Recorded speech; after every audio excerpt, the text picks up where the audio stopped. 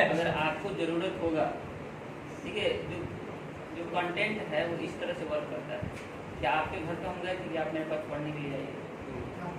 किसी के घर पे नहीं गए थे, आप खुद आए हैं, क्योंकि ज़रूरत किसको? आपको। तो आपकी जो ज़रूरत है वो आपको खींच के यहाँ तक लेके आएगी। और अगर जिस दिन आपकी ज़रूरत ख़त्म हो जाएगी, आप यहाँ आना बंद कर दीजिए। एकदम सिंपल है। बिजनेस का जो कॉन्टेस्ट है बिल्कुल सिंपल होता है। कभी कभी आइएगा, वो अलग चीज़ है।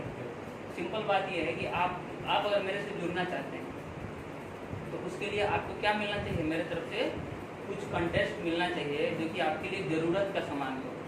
तो जो भी लोग इस वीडियो को देखेंगे, अगर उनको इसमें से कुछ ज़रूरत का चीज़ मिलेगा और उनको लगेगा कि जो अगला वीडियो है उसमें भी मेरे काम का चीज़ आने वाला है, तो उनको करना पड़ेगा। समझ में आया? हम अगर बोले कि प्लीज़ प्लीज़ प्लीज़ हमको सब्सक्राइब कर दीजिए, हमको लाइक कर दीजिए, तो कर दीजिएगा, तो उससे कोई फ़र्क नहीं पड़ने वाला है। मान लीजिए कर दिया सब्सक्राइब, एक बात बोलने से अगर वो सब्सक्राइब कर दीजिए तो मेरा व्यूअर नहीं बन पाएगा, कभी भी वो देखेगा नहीं, सब्सक्राइब भी किया रह जाएगा, वो कभी भी उसको क्लिक करके देखेगा नहीं। क्यों? क्योंकि ज़रूरत नहीं है उसको। अरे समझ में आई बात? तो मेरे बोलने से कि आप मेरा सब्सक्राइब कर दीजिए, लाइक कर दीजिए, फलाना कर दीजिए, ढिमकाना कर दीजिए, कोई फ़र्क नहीं पड़ता है। फ़र्क कब पड़ेगा? जब हम जो पढ़ा रहे हैं उसके लिए ज़रूरत का होगा, तो खुद ही क्या करेगा? खुद ही लाइक करेगा और खुद ही सब्सक्राइब करेगा। तो हम लोग बात कर रहे हैं किसका? इंडक्टिव। एक बार और समझा रहे हैं, ध्यान से सुनिए। ये जो इफेक्ट बता रहे हैं हम, ये कहाँ पे काम आने वाला है? ऑर्गेनिक केमिस्ट्री के मैकेनिज्म पे। वहाँ पे हम बोलेंगे कि देखिए यहाँ पे प्लस आई इफेक्ट लग रहा है, यहाँ पे माइनस आई इफेक्ट लग रहा है। तो वो इफेक्ट कहाँ से निकल के आ रहा है? ये बेसिक से निकल के आ रहा है, जहाँ पे बताया जाता है कि इफेक्ट होता क्या है। समझ में आया? और जब ये आपको मालूम चल जाए कि इफेक्ट है, तो वहाँ पे जब हम मैकेनिज्म में बता रहे होंगे कि ये देखिए ये इसके कारण यहाँ पे डेल्टा प्लस चढ़ा है, इसके कारण इसके यहाँ पे डेल्टा माइनस आ रहा है। तो उसमें से ये पहला इफेक्ट है, नाम क्या है इसका? Inductive effect. इंडक्टिव इफेक्ट इसको किसके कारण हो रहा है? Pure due to electronegativity. Electronegativity के कारण ही ये इफेक्ट जनरेट हो रहा है। जिसका जितना ज़्यादा इलेक्ट्रोनेगेटिविटी, वो क्या करेगा? उतना इलेक्ट्रॉन को अपनी तरफ खींचेगा, और खींचने से क्या होगा? उसके ऊपर क्या चढ़ जाएगा? प्लस और माइनस। खींचेगा तो क्या होगा? उस पर चार्ज आएगा माइनस, जो खींचेगा उसके ऊपर क्या चार्ज आएगा? माइनस। और जो जिसके ऊपर से खींचा जा रहा है, यानी कि कार्बन के ऊपर से खींचा जा रहा है, तो उसके ऊपर क्या आ जाएगा?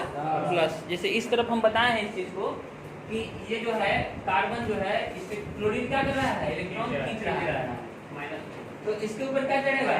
माइनस। और इस कार्बन के ऊपर क्या चढ़ेगा? समझ में आया कि नहीं आया? नहीं आया? ऐसे दोनों तरफ से मुंडी तुम लोग लाते हो। समझ में आ गया तब भी सब समझ में आ गया, अगर नहीं समझ में आया तब भी नहीं समझ में आया। कैसे समझेंगे?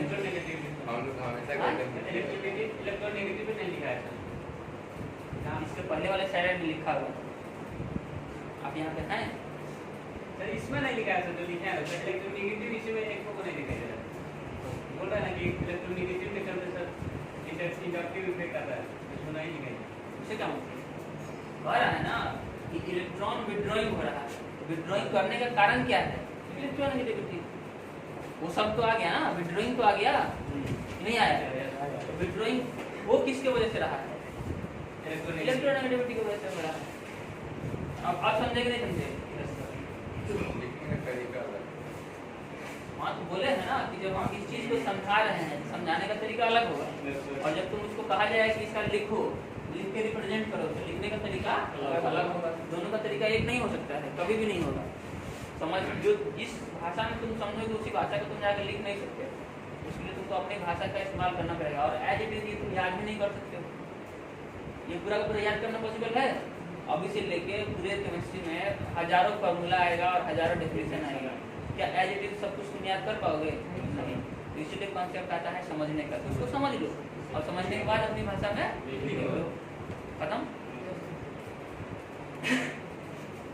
तो जो कॉन्सेप्ट यहाँ पे ये कह रहा है कि कौन कौन से जो है वो क्या लगाएंगे? प्लस आई इफेक्ट लगाएंगे, और कौन कौन से माइनस आई इफेक्ट लगाएंगे। इस चीज को देखना है, कौन कौन से प्लस आई इफेक्ट लगाएंगे और कौन कौन से माइनस आई इफेक्ट लगाएंगे। तो अगले स्लाइड में हम लोग ये दिखेगा प्लस आई इफेक्ट लगाने वाला और आगे देखिए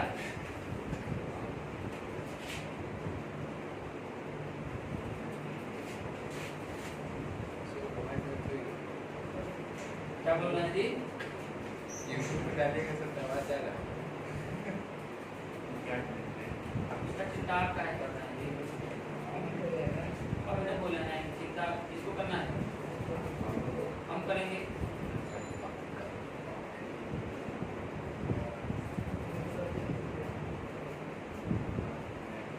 देखिए इस केस में क्या हो रहा है, ये डायरेक्शन ऑफ डिस्प्लेसमेंट बताया जा रहा है।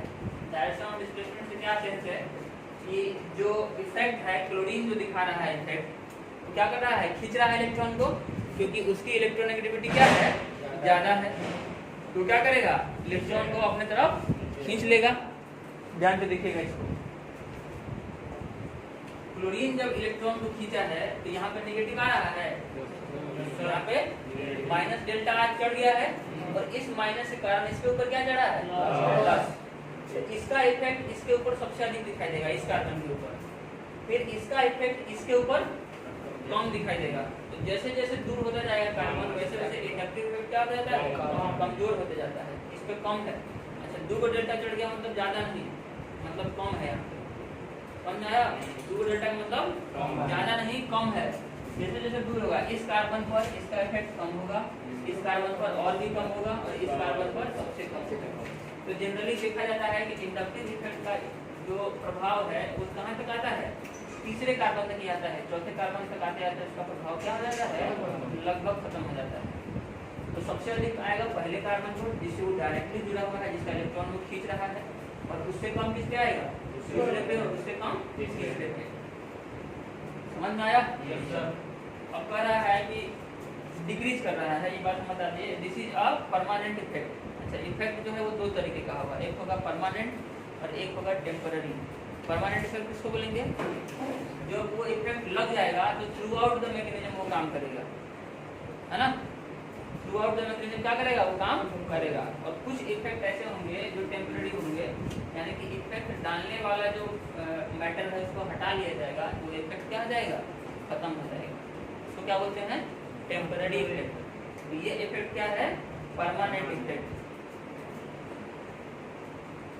कह रहा है कि 2 कार्बन के बाद क्या होता है, ये ऑलमोस्ट खत्म ही हो जाता है। हम कह रहे हैं कि लगभग 3 कार्बन तक ये देखा जाता है, उसके बाद क्या होता है, ये लगभग समाप्त हो जाता है। मतलब मैक्सिमम कहाँ तक काउंट कर सकते हैं, 3। अच्छा से काम करेगा 2 तक। सबसे अच्छा किस पे काम करेगा, पहले कार्बन पे, जिसके साथ वो डायरेक्ट क्या है, जुड़ा हुआ है। समझ में आया? तो अगला टॉपिक डाल के लिखिए।